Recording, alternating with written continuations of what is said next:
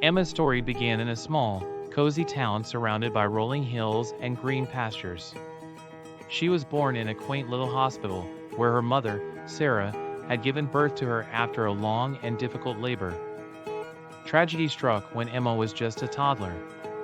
Her father, John, passed away suddenly, leaving Sarah to care for Emma on her own. But John's death also left them with a mountain of debt, and Sarah was forced to sell their beloved home to pay off the creditors. With a heavy heart, Sarah and Emma moved to a new city, hoping to start fresh. But the new city was not friendly. The streets were crowded and noisy, and the people seemed cold and unforgiving.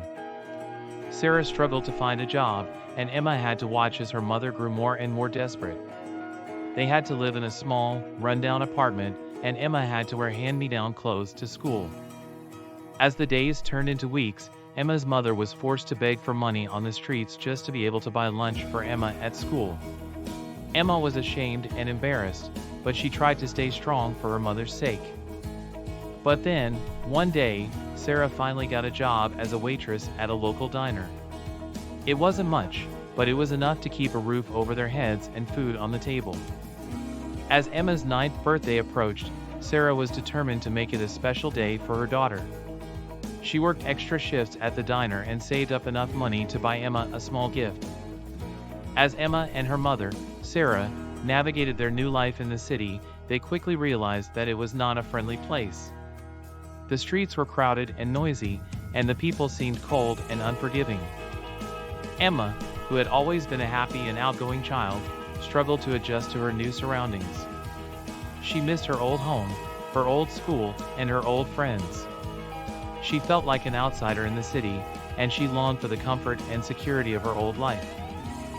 Things only got worse when Emma started at her new school. She was bullied relentlessly by a group of mean girls who seemed to take pleasure in making her life miserable. They would tease her about her clothes, her hair, and her accent. They would push her around, call her names, and exclude her from games and activities. Emma tried to ignore them, but it was hard. She felt like she was all alone, and that no one cared about her or wanted to be her friend. One day, the bullying got so bad that Emma came home from school in tears. She had been pushed to the ground by one of the mean girls, and her clothes were torn and dirty. Sarah was furious when she saw the state of Emma's clothes and the look of sadness on her face.